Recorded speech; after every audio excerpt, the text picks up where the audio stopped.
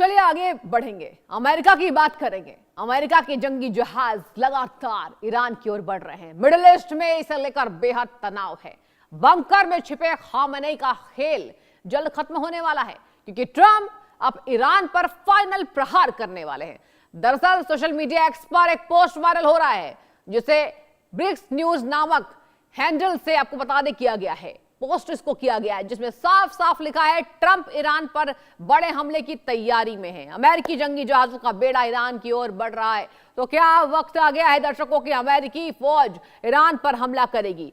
हालांकि ईरानी फौज भी जंग के लिए तैयार है। खामेनेई के पास लाखों जवानों की मुस्लिम सेना है। साथ ही हुती और हिजबुल्लाह के लाखों लड़ाके भी खामेनेई के इशारों पर मैदान में उतर जाएंगे। अब देखना यह होगा कि इस लड़ाई का अंजाम क्या होगा। क्या ईरान का वजूद मिटेगा या फिर ट्रंप के दावे हवाई साबित होंगे?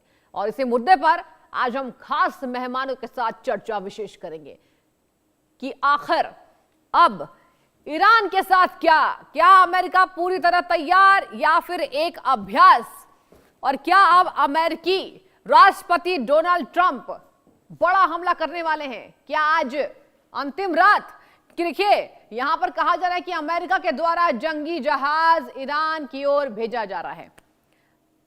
आपको पूरी खबर बताएंगे कि खामेनेई यहां पर कहा यह जा रहा है कि बंकर में छिपे हैं, लेकिन मुस्लिम सेना भी उनकी तैयार है। दर्शकों, आपको ग्राफिक्स के जरिए एक एक बातों पर जोर डालेंगे और जानेंगे आज कि आखिर अमेरिका क्या कर सकता है। बताते हैं आपको, खामेनेई की मुस्लिम सेना को आपको एक बार जानना जरूरी है। खामेनेई की मुस्लिम सेना IRGC ईरान की प्रभावशाली। IRGC में करीब 2 लाख सैनिक तैनात हैं। सुनते जाइए, यहां कहा जा रहा है कि ground force, navy, aerospace force इसमें शामिल है। जाहिर सी बात है, जहां पर शॉर्ट और मीडियम रेंज बैलिस्टिक मिसाइलें भी हैं। इसके साथ सुनिए, इजराइल अमेरिकी बेस पर हमला आसानी से संभव है। इसके साथ अगर आपको बताएं तो केमिकल और बायोलॉजिकल वॉर हेड्स पर काम लगातार जारी है, यानी कि जंग की आहट तेज है, तैयारी तेज है। एटमी हथियार बनाने की तैयारी में ईरान भी है। अमेरिका कुछ करेगा तो पीछे तो हटेगा नहीं ईरान। ईरान के पास खतरनाक मिसाइलों का जखीरा है, खतरनाक मिसाइल। और आपको बताएं कि हिजबुल्लाह हुती का भी ईरान को समर्थन है। और यही बात है कि अमेरिका को ईरान से थोड़ी प्रॉब्लम आ सकती है। और बता दें आपको, यहां पर जो जखीरा है, क्या ये जंग की आहट नहीं, क्या ये जंग की शुरुआत हो गई है? बता दें आपको, यहां कहा जा रहा है अमेरिका न्यूक्लियर हथियार बनाने नहीं देना चाहता है। और इसके साथ ही अगर बात करें तो ईरान का न्यूक्लियर कार्यक्रम ट्रंप के लिए चिंता का विषय है। ऐसा नहीं है कि केवल यहां पर ट्रंप ही शक्तिशाली है और ईरान के पास कुछ नहीं है। ईरान के न्यूक्लियर कार्यक्रम से इजराइल को भी टेंशन है। इजराइल क्योंकि देखिए अमेरिका के साथ है इस मामले पर। इसके साथ सुनिए, अमेरिका खामेनेई को सत्ता से करना चाहता है बेदखल। और जहां ईरान में जेनजी प्रदर्शन के पीछे अमेरिका का हाथ है, यह सबने देखा। और इसको लेकर ईरान के खामेनेई ने अमेरिकी राष्ट्रपति ट्रंप को क्रिमिनल भी कहा है। ट्रंप ने ईरान का वजूद मिटाने की चेतावनी दी थी और कहा था कि हम ईरान को जो है वजूद उनका खत्म कर देंगे। और देखिए, अब जंगी जहाजों का जो बेड़ा है वो आगे ईरान की ओर बढ़ रहा है। तो इससे हम ये समझे क्या कि कहीं ना कहीं ये जंग की आहट जो है अब वो युद्ध में तब्दील होने वाली है। और देखिए, आपको ये भी बताएं कि अगर बात की जाए ईरान वर्सेस अमेरिका की, सबसे बड़ी बात है इजराइल साथ है। अब रशिया और चाइना की बात करें, रशिया चाइना अभी उभर कर सामने नहीं आए हैं। ये भी सवाल लगातार तैयार हो रहे हैं कि क्या जंग में यहां पर रशिया और चाइना कूदेंगे। और चलिए आज विशेष बातचीत करेंगे इसी मुद्दे पर। विंग कमांडर प्रफुल्ल बख्शी जी डिफेंस एक्सपर्ट के तौर पर जुड़ चुके हैं। आचार्य सैवे सिंह ज्योतिषी के तौर पर हमसे जुड़ चुके हैं। आप दोनों का पहले तो बहुत स्वागत मैं करना चाहूंगी। और सबसे पहला सवाल मेरा कमांडर साहब आपसे होगा। देखिए सर, यहां पर जंगी जहाजों का बेड़ा आगे बढ़ाना, तो क्या ये स्ट्रैटेजी माने या तैयारी आपकी नजर में? थैंक यू वेरी मच शिष्य जी। सबसे बड़ी बात यह है कि पहली बात तो मैं इतने अच्छे लोगों के साथ में आप हमको बुलाते हैं, तो कुछ कहने की बात में मायने रखता है। पर सबसे बड़ी बात यह है कि ये जंगी बेड़े का जहाज का अब एक खास मकसद है। पिछली बार जब आपने देखा था, जब इजराइल और ईरान की लड़ाई हुई थी 5 महीने पहले, 4 महीने पहले, तो उसमें अब अमेरिका ने अपने बॉम्बर्स कतार में और जगह पे बेस कर रखे थे। ठीक है। वहां से ऑब्जेक्शन आ रही थी तो वो एम्बैरेसिंग फील कर रहे थे और ईरान को उस जगह पे हमला करना पड़ा था। तो इसको अवॉइड करने के लिए उन्होंने एयरक्राफ्ट कैरियर बैटल ग्रुप लेके आ गए हैं। अब एयरक्राफ्ट वहां से लॉन्च होंगे, एयरक्राफ्ट कैरियर से। तो एक तो ये बात है। दूसरा है एयरक्राफ्ट कैरियर की पोजीशन तो आप चेंज कर सकते हैं, लोकेशन चेंज कर सकते हैं, जी। ये एक एडवांटेज होगा। पर मामला वहीं तक रह जाएगा कि इतना ज्यादा मेजर अटैक्स नहीं होंगे, क्योंकि एयरक्राफ्ट कैरियर पर जो एयरक्राफ्ट है वो अपने लिमिटेड नंबर पे होंगे और लिमिटेड नंबर के अटैक्स होंगे, पर वो सपोर्ट होगा इजराइल का। अब देखिए, देखना है कि इजराइल इस लड़ाई में आता है कि नहीं। जैसे कि पिछली बार अमेरिका आया था इजराइल के लिए, क्या इजराइल आएगा कि नहीं? और बिल्कुल। मोस्ट प्रोबेबली अगर ये लड़ाई शुरू होती है तो इजराइल आएगा अंदर, ये बात मान के चलिए। और इस समय बाकी जो इस्लामिक कंट्रीज हैं वो ना के बराबर है, मतलब वो सिर्फ ऑब्जेक्शन उठा रहे हैं, पर वो इंटरवीन नहीं करेंगे in favour of Iran. Iran वैसे भी एक आप देखते हैं जो शिया देश है, और सुन्नी जो मेजॉरिटी के जो कंट्रीज हैं आसपास में जो है वो उसकी कभी मदद करने के नहीं आएंगे। ये आप में लड़ाई में तो आप मान लीजिए, until and unless it's a world war, सारे इस्लामिक कंट्रीज एक साथ हो जाए, ये बात है नहीं यहाँ पर। और इस समय सऊदी अरेबिया रिक्वायर्स अमेरिका, कतार और ये इजिप्ट ये रिक्वायर अमेरिका। और इस समय यहां तक कि हिजबुल्ला, हूतीज और हमास के से जब लड़ाई हो रही थी तो सूडान और बाकी इस्लामिक कंट्रीज ने उनके मिसाइल्स को गिराया था और उन्होंने फेवर नहीं किया था। तो ये लड़ाई वैसी होगी। और जैसे कि हम पहले भी डिस्कस कर रहे थे, आर्मी का रोल ना के बराबर होगा इसमें, क्योंकि आप डायरेक्टली इन्वेड नहीं कर सकते, इतनी सेना नहीं इकट्ठी हो सकती अमेरिका की कि वो इन्वेजन कर दे, जैसे सेकेंड वर्ल्ड वॉर में नॉर्मंडी लैंडिंग में हुआ था। उसके लिए आपको लैंडिंग क्राफ्ट चाहिए, क्योंकि इंपीरियल गार्ड्स जो ईरान के हैं वो बहुत तादाद में हैं और वो ये नहीं होने देंगे। और अमेरिका की आर्मी ने कभी ऐसा कमाल दिखाया ही नहीं, इराक में भी, अफगानिस्तान में भी, कहीं भी हो। उनकी फायर पावर से होता है कि डिस्ट्रॉय कर सकते हैं। तो इनकी फायर पावर इनके न्यूक्लियर बेसिस को डिस्ट्रॉय करेगी, जो 3 न्यूक्लियर उनके जो मेन स्टेशन हैं, और बाकी एयरफील्ड्स को करेगी। ये इकोनॉमिक प्रॉब्लम होगी, नुकसान होगा, पर आप ईरान पे कब्जा नहीं कर सकेगा, ये आप भूल जाइए, ये नहीं होगा और ईरान हार नहीं मानेगा। आपके हिसाब से कि सेना उतारना इतना आसान नहीं है, जैसा हम देख रहे हैं, तमाम चर्चा विशेष हो रही है कि अमेरिका क्या ईरान के लिए आज आखिरी दिन साबित होगा। और देखिए सर, आपने एक और बात बहुत अच्छी कही कि कहीं ना कहीं ऐसा जो युद्ध के आसार नजर आ रहे हैं, इस पर पूर्ण विराम भी लगाया जा सकता है। ट्रंप कुछ भी कर रहे हैं। एक बार मैं सवाल लेना चाहूंगी इसी से जुड़ा हुआ, आचार्य सैव सिंह आपके। आचार्य जी ये बताइए, ज्योतिष के हिसाब से ग्रह गोचर की हम लगातार चर्चा कर रहे हैं, फिलहाल क्या नजर आ रहा है? क्या आने वाले 6 महीने अभी वाकई भारी होने वाले? सैवी जी। बिल्कुल, thank you for your question Srishti ji. और हम ग्रहों नक्षत्रों की ही हमेशा बात करते हैं, इसीलिए सबसे पहले आज बसंत पंचमी का भी दिन है, तो इसीलिए सभी दर्शकों को, आपको, विंग कमांडर सर को, सभी को हार्दिक शुभकामनाएं है बसंत पंचमी की। युद्ध के विषय में तो हम बात करते ही रहते हैं, और देश भर में जो स्थितियां चल रही हैं, विदेश में पूरे अगर हम बात करते हैं वर्ल्ड वाइड जो स्थितियां बन रही हैं, वो किसी भी तरीके से पॉजिटिव नहीं है। लेकिन फिर भी हमें जब भी त्योहार का पर्व आता है तो अपनी तरफ से कुछ प्रयास जरूर करना चाहिए कि अपने वातावरण में कुछ पॉजिटिविटी जो है वो हम इंस्टिल कर सके। तो once again wishing you all a very happy Basant Panchami. देखिए, अगर हम ग्रहों नक्षत्रों की अभी बात करते हैं तो महत्वपूर्ण चीज ये भी है कि अभी जो अमेरिका की खुद की दशा चल रही है वो रेट्रो प्लैनेट्स की दशा चल रही है। एंड राइटली सेड, जैसे कि अभी विंग कमांडर सर कह ही रहे थे कि अब वॉर की स्थितियों में आना इतना आसान नहीं है। पहले जहां पे अमेरिका जो थी वो एक सुपर पावर के तौर पर नजर आती थी, बट अभी जो बाकी कंट्रीज भी हैं वो भी इतने सक्षम हो चुके हैं कि वो मुंह तोड़ जवाब जो है वो दे सकते हैं। एंड जब हम अमेरिका वर्सेस ईरान की बात करते हैं तो Iran is also not a small country. उनके पास अपनी खुद काफी अच्छी डिफेंस कैपेबिलिटीज एंड कैपेसिटीज हैं, जिसकी वजह से वो लोग खुद में सक्षम है लड़ाई झगड़ा करने के। अब अगर हम आने वाले 6 महीनों की बात करें तो बहुत कम ऐसा होता है कि हर महीने में चतुर्ग्रही पंचग्रही योग जो है वो स्थापित हो रहे हो। और जैसे ही इस साल का संवत बदलेगा, जो कि 19 मार्च से होगा, 19 मार्च को भी जो दशाएं आ रही हैं, जो ग्रहों के पैटर्न्स आ रहे हैं, खास करके कुंभ राशि में राहु मंगल और बुध की रेट्रो होके जो कॉम्बिनेशंस बन रहे हैं, क्योंकि ये जी। वायु तत्व राशि मानी जाती है, क्योंकि ये पश्चिम देशों को प्रभावित करने वाली राशि मानी जाती है, और मंगल और राहु जो है वो ऐसे ग्रह माने जाते हैं जो युद्ध की स्थितियों को बढ़ाते हैं।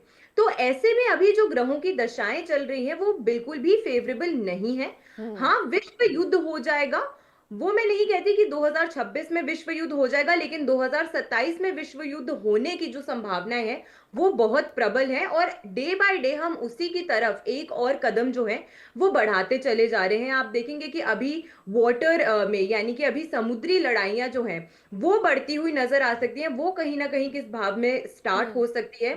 साथ में अमेरिका की अगर हम बात करते हैं, तो क्योंकि खुद उनकी दशाएं बहुत वीक हैं अभी, हम्म। और अगर हम ट्रंप की कुंडली को भी एनालाइज करते हैं, तो उस लिहाज से भी जो पंचम भाव है, जो प्लानिंग का भाव है, वहां पर जो 20 अप्रैल के आसपास जाके ग्रहों की युतियां हो रही हैं, विशेष करके 20th एंड 21st अप्रैल की अगर मैं खास करके बात करूं, तो इस दिन के आसपास का जो समय है, इस समय के दौरान बड़े युद्ध होना, बड़े प्रोटेस्ट होना, वहां पर ट्रंप के ही खिलाफ विद्रोह में जो लोग हैं वो उतर सकते हैं।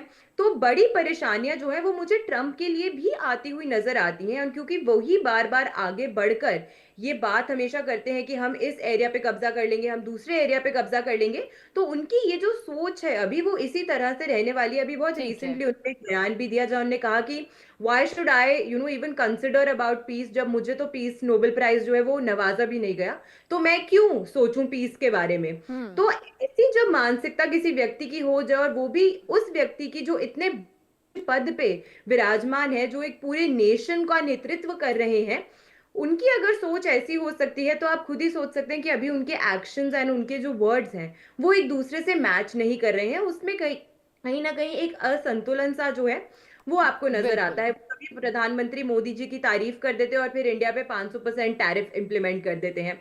तो उनकी करनी और कथनी जो है वो उनकी ग्रहों की दशाओं की वजह से मैच नहीं कर रही है। एंड अगर वर्ल्ड वॉर की स्थितियां बनी, तो लेट मी टेल यू कि सबसे पहली जगह जो तहस नहस और तबाह होगी वो मिडिल ईस्ट का ही एरिया होने वाला है। और ये हम नहीं बोलते हैं, ये ग्रह दशाएं बता रही हैं, ये ठीक नक्षत्रों है। के पैटर्न्स बता रहे हैं, और उनके ट्रांजिट्स बता रहे हैं कि देश के विदेश के किस भाव में सबसे ज्यादा हानि होने के जो चांसेस हैं वो नजर आते हैं। जी ठीक है सैवी जी। प्रफुल्ल सर, आपसे मैं ये जानना चाहूंगा, देखिए आपने एक बातें कही कि अभी कोई अटैक नहीं होने वाला है, ये केवल दबाव बनाया जा रहा है। दो सवाल मेरे अहम इसमें हो जाते हैं सर आपसे। ये बताइए कि इजराइल ठीक है तैयार है, खुले आम यहां पर सामना करता दिखाई दे रहा है ईरान का, लेकिन अगर हम रूस और चाइना की बात करें तो क्या सीधे मैदान में कूदेंगे? और दूसरा मेरा अहम सवाल आपसे होगा, दोनों को कंबाइन करके ही आप सर जवाब दीजिएगा, क्या लगता है आपको कि अब ईरान इस स्ट्रैटेजी में कैसे जवाब देगा? अमेरिका ने जो हमला बोला है और ये कहा है कि हम ईरान को तहस नहस कर देंगे, क्या लगता है सर? देखिए, आपने जो सवाल किया है कि ईरान अब कैसे जवाब देगा, और ईरान इस समय जवाब तो देने का समय तब आएगा कि हाँ। जब उसके ऊपर अटैक होगा। ठीक है। और रूस और चीन की जो आप बात कर रहे हैं, रूस जो है अपने प्रॉब्लम्स में इतना उलझा हुआ है, खासकर यूक्रेन में, और इस समय रूस इस स्थिति में नहीं है कि खुद कुछ ऐसे काम करे और फिर अमेरिका के ऊपर उंगली उठाने की कोशिश करे। और सर और वहां चाइना पे भी कुछ नहीं कह रहा है, चाइना भी हाँ, कुछ नहीं कह रहा है। चाइना भी कुछ नहीं कह रहा। चाइना हाँ। इसलिए कुछ नहीं कहेगा कि चाइना की ये नीति रही है कि वो कभी ऐसे इन्वेजन वगैरह नहीं करता। उसको कोई वैसे इकोनॉमिक प्रेशर इतना डाल देगा और उसके बाद में उनको डेट में डाल सकता है, और अगर बहुत ही कमजोर कंट्री है तो उसके ऊपर वो अटैक कर सकता है। पर चाइना इस तरीके से वॉर नहीं करेगा, उनकी डॉक्ट्रिन ही नहीं है। बस ये मैं बता दूं आपको बात, ईरान जो है, इजराइल जो है, वो वेट कर रहा है कि अब कब उसको ग्रीन सिग्नल मिलता है और कब एंटर करेगा। और अभी जैसे कि ज्योतिष हमारी सेवी सिंह जी कह रही थी, वो बिल्कुल एक बात बहुत पते की कह रही हैं कि ये जो लड़ाई का जो टेंशन है ये इंक्रीज होगा, क्योंकि इस समय जब फ्लीट आ गई है यहाँ पे, अब अमेरिकन बेस जो हैं वो रेडी हो जाएंगे चारों तरफ, और रीअलाइनमेंट ऑफ पॉलिटिकल फोर्सेस होगी, और इस समय बहुत सिनारियो बन जाएगा 2027 में क्या पॉलिटिकल सिचुएशन रहेगी। और उस समय everything will be clear. Russia ने अपना काम कर लिया होगा और चाइना भी जो है अपनी फोर्सेस को रियलाइन करके तैयार बैठेगा, और फिर देखेंगे कि अमेरिका की सिचुएशन क्या है। क्या ऐसी इकोनॉमी की स्थिति बनती है कि अलाइनमेंट की जरूरत है, या रेप्रोचमा की जरूरत है, या फिर डायरेक्ट कन्फ्रंटेशन की जरूरत है। बख्शी साहब ये भी बताइए दर्शकों को, देखिए एक और नया मोड़ आ चुका है इस पूरे युद्ध के की कहानी में। एक नया मोड़ ये आया है, आपने ताजा अपडेट सर जरूर सुना होगा, यहां पर ईयू के द्वारा यानी यूरोपियन यूनियन के द्वारा अब यहां पर भारत के साथ कुछ बातों पर समझौता किया जा रहा है। अब ऐसे में क्या ट्रंप का दूसरा प्लान भारत के साथ कनेक्शन तोड़ना होगा? खुद तो यहां भारत की तारीफ करते नजर आ रहे हैं, उन्हें गाजा पीस में भारत का समर्थन चाहिए, लेकिन सर अगर हम बात करें तो ट्रंप की टेढ़ी नजर अब उस बाबत ईयू पर हो सकती है क्या? ये बहुत अहम सवाल पूछा जा रहा है। देखिए, आपने बिल्कुल ठीक कहा, यूयूरोपियन यूनियन और नेटो एक ही है। हाँ। सारी नेटो कंट्री यूरोपियन यूनियन ही है। हाँ। पर क्योंकि नेटो पहले बना था, यूरोपियन यूनियन बाद में आया था, हाँ। तो इसलिए वो रिश्ता ओपनली नहीं बोलते। क्वेश्चन ये है जी कि यूरोपियन यूनियन इस समय अमेरिका से खफा है, बिल्कुल सर, और नेटो भी अमेरिका से खफा है। कह रहे हैं कि तो 250 साल पुरानी साझेदारी खत्म कर रहे हैं केवल जियोपॉलिटिक्स के लिए। बिल्कुल, और इसलिए जो यूरोपियन यूनियन के हेड हैं जी वो सर। आए, भारत के साथ में मेल मिलाप बढ़ा रहे हैं। हाँ। भारत की स्थिति इतनी तगड़ी हो चुकी है, मैं आपको बता दूं कि इस समय अमेरिका 5 बार सोचेगा कि भारत का मैं कैसे डील करूं। G20 जब पिछली हुई थी भारत दिल्ली में, वहीं पे भारत ने छाप लगा दी थी अपनी स्थिति की, जब उसने बाइडेन को कहा था कि मैं रशिया के खिलाफ सैंक्शन नहीं करूंगा अपनी कंट्री में। मोदी साहब ने उस समय प्रूव कर दिया था कि बस now this is the end of the rise of America. ये बात हुई है, अमेरिका को पता चल गया भारत अब वो देश नहीं रहा जो कि हम उसको टाल देते थे। अब भारत जो है अड़ के खड़ा हो गया है, और उसकी स्थिति है, और इकोनॉमिक एब्जॉर्प्शन की ताकत है उसमें। भारत की पॉपुलेशन इतनी ज्यादा है, इंडस्ट्रियल जो कैपेसिटी है टू डेवलप वो इतनी ज्यादा है, उसको वो डाउन नहीं कर सकता। ठीक है। तो इस समय आप अमेरिका को देखेंगे ऑन द बैक फुट होगा। भारत के साथ कोई वो ऐसा एयरक्राफ्ट कैरियर भेज दिया या ये कर दिया वो कर दिया, कुछ नहीं करेगा हमारे डर के। आपको मैं बता दूं 1971 में वो गलती कर बैठा था, उसके बाद वो नहीं दोहराएगा ये गलती। यानी कि सर आपके हिसाब से अगर हम दर्शकों को समझाएं तो यही बात समझ में आती है कि फिलहाल जो माहौल बनाया जा रहा है ऐसे युद्ध के आसार नजर नहीं आ रहे। सैवी जी, आपने सुना कमांडर सर को, देखिए यहां पर एक नया मोड़ आ गया। सैवी जी, आपने ये खबर भी देखी होगी कि अब भारत का यहां पर कहीं ना कहीं बढ़ता आधिपत्य है। ये बहुत बड़ी बात है कि इतने जंग के हालात में यहां भारत से यूरोपियन यूनियन मदद की गुहार लगा रहे हैं। आपसे जानना चाहूंगी, गृह गोचर की बात करें सैवी जी, फिलहाल भारत की स्थिति इस बाबत, युद्ध के बाबत आगे आने वाले 6 महीनों में कैसी नजर आ रही है? डेफिनेटली बहुत अहम सवाल आपने पूछा है सृष्टि जी, और आपके चैनल के माध्यम से ये बात मैंने काफी बार बताई भी है कि भारत वो देश निकल के आने वाला है, इस तरीके से उभरने वाला है कि इन सभी युद्ध की स्थितियों के बीच में आप देखेंगे कि बाकी जो इंपॉर्टेंट कंट्रीज हैं वो भारत की तरफ एक बहुत विनम्र तरीके से देखेंगे कि please it is now time कि आप आइए और हमारी हेल्प कीजिए, मदद कि हम इस मुश्किल घड़ी से कैसे बाहर निकल सकें। एंड जैसा विंग कमांडर सर ने अभी बताया कि भारत भी अब खुद बहुत सशक्त है, अब वो किसी भी तरीके से रिटेलिएट करने में पीछे नहीं हटता है, और इसमें ग्रहों और दशाओं का बहुत महत्वपूर्ण रोल है। भारत की जो कुंडली बनती है वो वृषभ लग्न की कुंडली बनती है, और अभी जो हमारी दशा चल रही है वो मंगल में शुक्र की दशा चल रही है, जो कि मंगल और राहु की दशा जो है वो हमारी फरवरी ऑनवर्ड्स लग जाएगी, और राहु हमारे लग्न में ही प्लेस्ड है। जब ये लग्न की दशा हमें प्रभावित करेगी तब हमारा जो नेतृत्व है वो और स्ट्रांग होने वाला है, और क्योंकि मंगल जो है वो भौम का कारक माना गया है, तो भूमि से जुड़े हुए कोई ना कोई विवाद जो है वो चलते ही रहेंगे। इस साल के अंतर्गत आपको देखने को मिलेगा ये चीज, और जब ये साल का संवत बदलेगा तो उसमें मंत्री की उपाधि पे क्योंकि मंगल आ रहे हैं तो हमारे देश के लिए ये बहुत अच्छा है, क्योंकि हमारा डिफेंस सेक्टर बहुत इंप्रूव होगा, हमारी मैन्युफैक्चरिंग बहुत अच्छी होगी, हमारी प्रोडक्शन लाइन बहुत इंप्रूव होगी।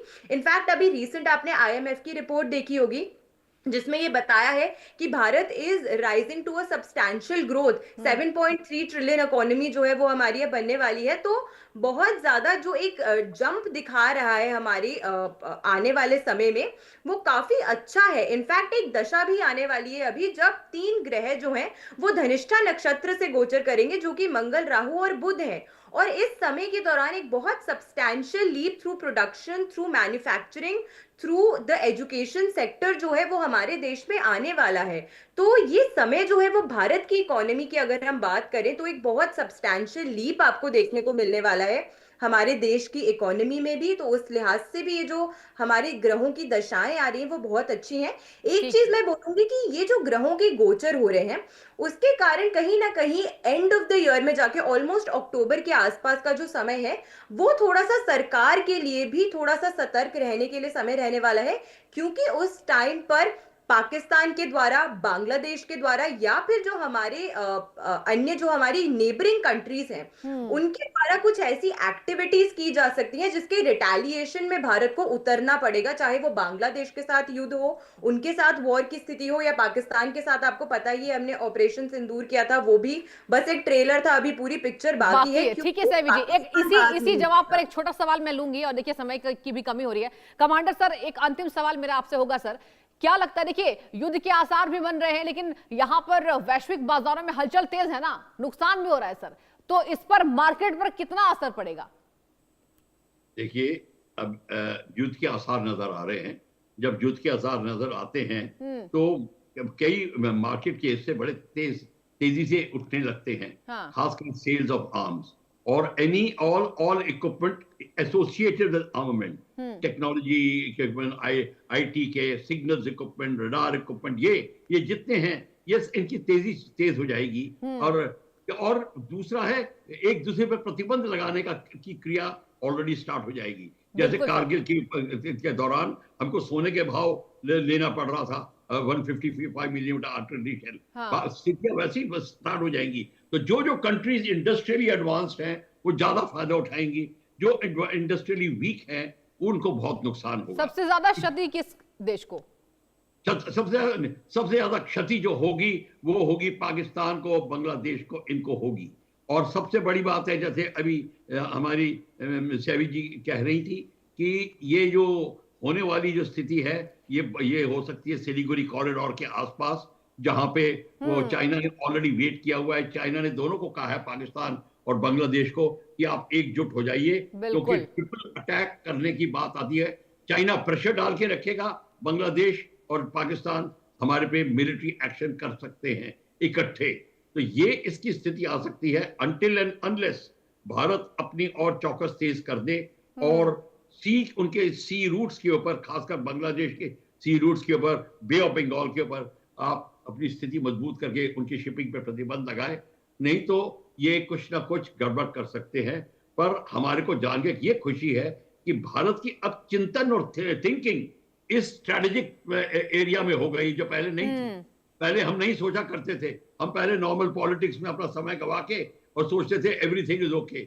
अब वो नहीं है, वो स्थिति नहीं रही। ठीक है सर, हम चाणक्य की तरह सोचने लगे हैं और वो हमारी बिल्कुल चाणक्य की तरह सोचने लगे, और ये नया भारत है। सैवी जी, बख्शी सर, आप दोनों का बहुत बहुत धन्यवाद तमाम चर्चा में जुड़ने के लिए।